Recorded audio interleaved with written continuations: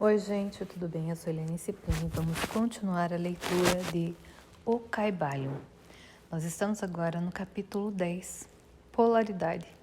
E a frase é: tudo é duplo, tudo tem dois polos, tudo tem seu par e seu par de opostos. O semelhante e o dissemelhante são uma só coisa. Os opostos são idênticos em natureza, mas diferentes em grau. Os extremos se tocam. Todas as verdades são meias-verdades. Todos os paradoxos podem ser reconciliados. O Caibalion.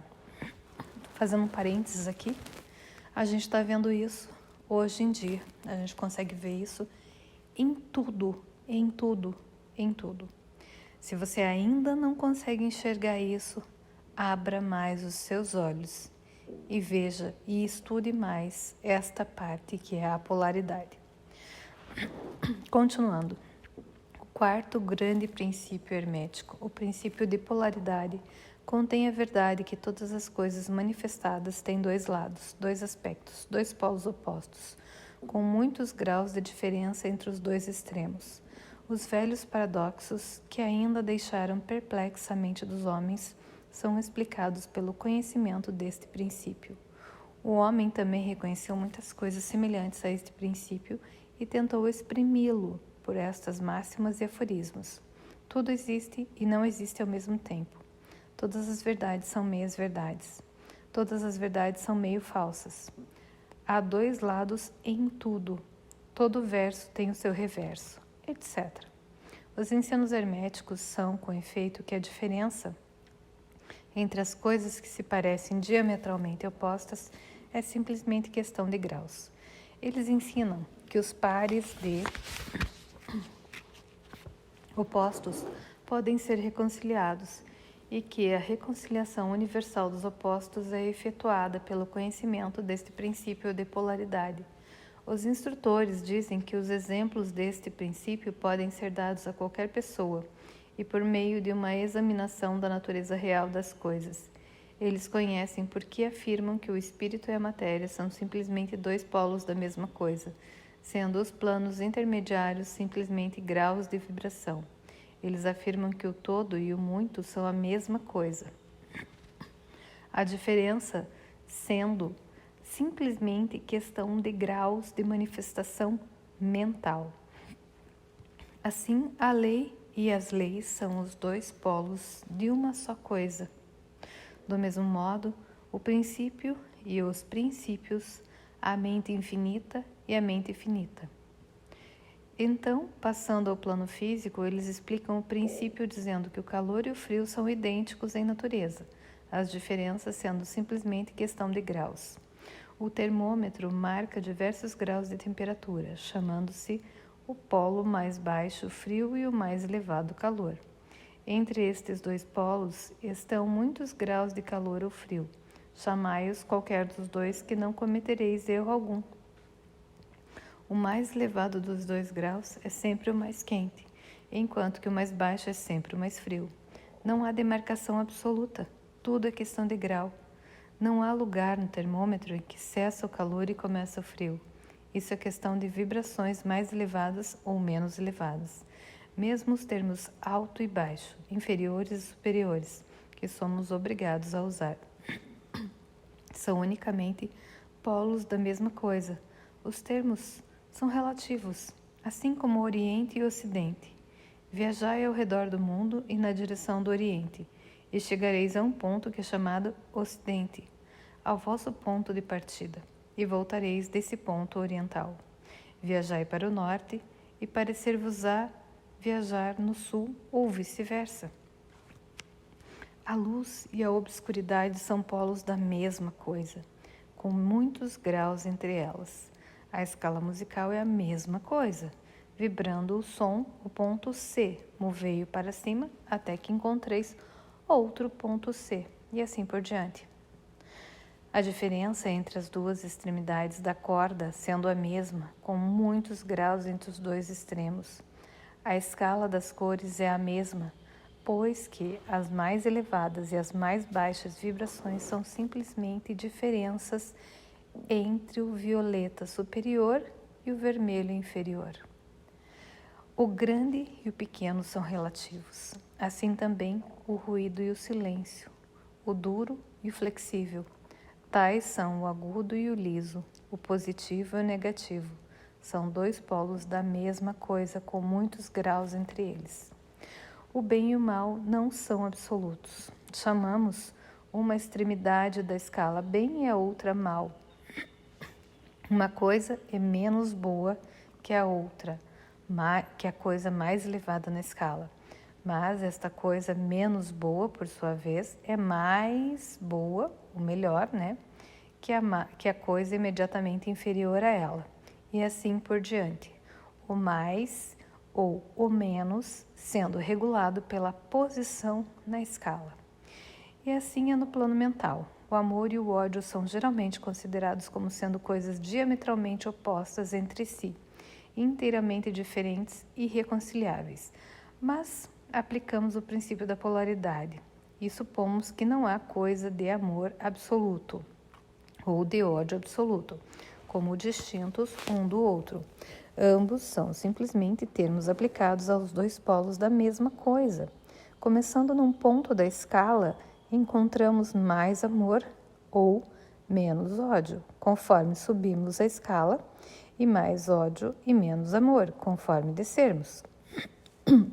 Sendo verdade que não há matéria de cujo ponto superior e inferior possamos admirar. Há graus de amor e de ódio. E há um ponto médio em que o semelhante e o dessemelhante tornam-se tão insignificantes que é difícil fazer distinção entre eles. A coragem e o medo seguem a mesma regra. Os pares de opostos existem em toda parte. Onde encontrardes uma coisa, encontrareis o seu oposto, os dois polos. E é este o fato que habilita o hermetista a transmutar um estado mental em outro conforme as linhas da polarização. As coisas pertencentes a diferentes classes não podem ser transmutadas em uma outra, mas as coisas da mesma classe podem ser transmutadas, isto é, podem ter a sua polaridade mudada. Assim, o amor pode ser oeste ou leste, vermelho ou violeta, mas pode tornar-se e imediatamente se torna em ódio, e do mesmo modo o ódio pode ser transformado em amor pela mudança da polaridade. A coragem pode ser mudada em medo e vice-versa. As coisas duras podem ficar moles, as coisas agudas podem ficar lisas. As coisas frias podem ficar quentes e assim por diante, a transmutação sendo sempre entre coisas da mesma natureza, porém de graus diferentes. Tomemos o caso de um homem medroso. Elevando as suas vibrações mentais na linha do medo e da coragem, pode chegar a possuir maior grau de coragem e intrepidez. E de igual modo, um homem preguiçoso pode mudar-se em um indivíduo ativo, enérgico, simplesmente pela polarização na direção da qualidade desejada.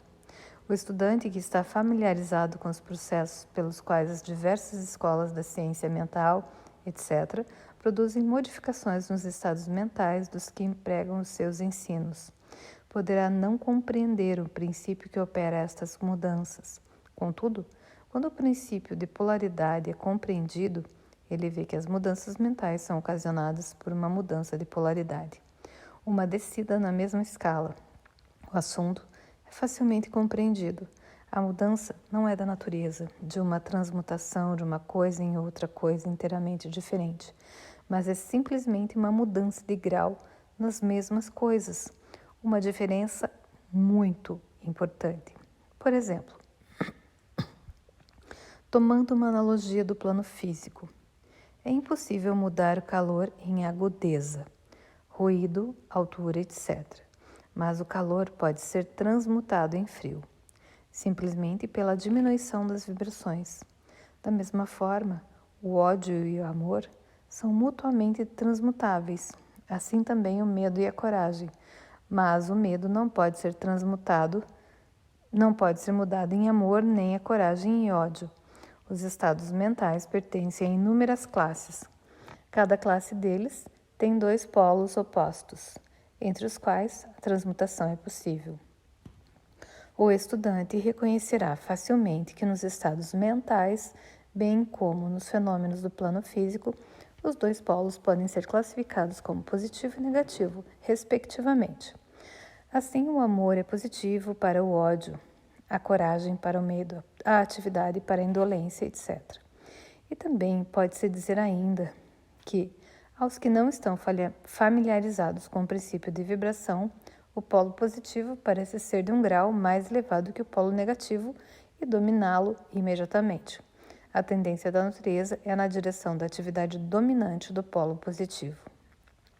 Para acrescentar mais alguma coisa à mudança dos polos, dos próprios estados mentais de cada um pela operação da arte da polarização, os fenômenos da influência mental nas suas diversas fases nos mostram que este princípio pode estender-se até o fenômeno da influência de uma mente sobre a outra, de que muito se tem escrito nos últimos anos,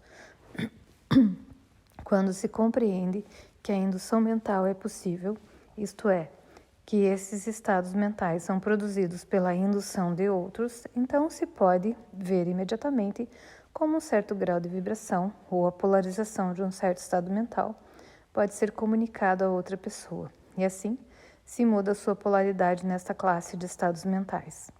É conforme este princípio que os resultados de muitos tratamentos mentais são obtidos. Por exemplo, uma pessoa é azul, melancólica e cheia de medo.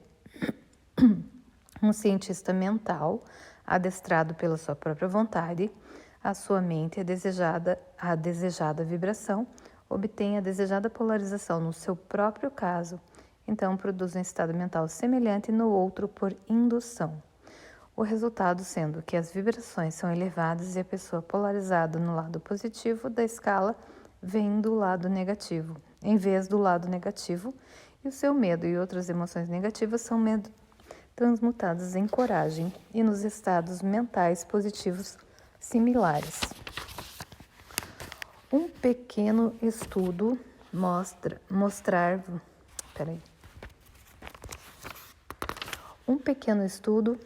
mostrar-vos-á que estas mudanças mentais são quase todas de conformidade com a linha da polarização, a mudança sendo de grau e não de espécie. Vou fazer uma aspas aqui. Muito legal, né, gente? Porque quando a gente encontra alguém realmente num estado de vibração muito mais elevado, a gente consegue imediatamente também elevar o nosso estado. Continuando, o conhecimento da existência deste grande princípio hermético habilitará o estudante a compreender melhor os seus próprios estados mentais e o das outras pessoas. Ele verá que estes estados são todos questões de grau e, vendo assim, ele poderá elevar ou abaixar a vibração à vontade, mudar os seus polos mentais em vez de ser o servo e escravo. E por esse conhecimento poderá auxiliar inteligentemente os seus semelhantes e, pelo método apropriado, mudar a polaridade quando desejar. Aconselhamos todos os estudantes a familiarizarem-se com este princípio de polaridade, porque uma exata compreensão do mesmo esclarecerá muitos assuntos difíceis.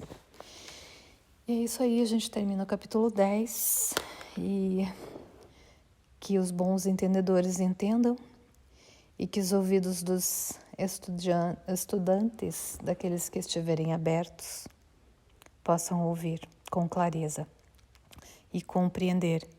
E assim a gente consegue elevar a nossa própria vibração. E como isso é bom, né, gente? Porque a gente vai atingindo outros estados dentro de nós mesmos, buscando a nossa própria luz. É isso aí, e um bom dia a todos.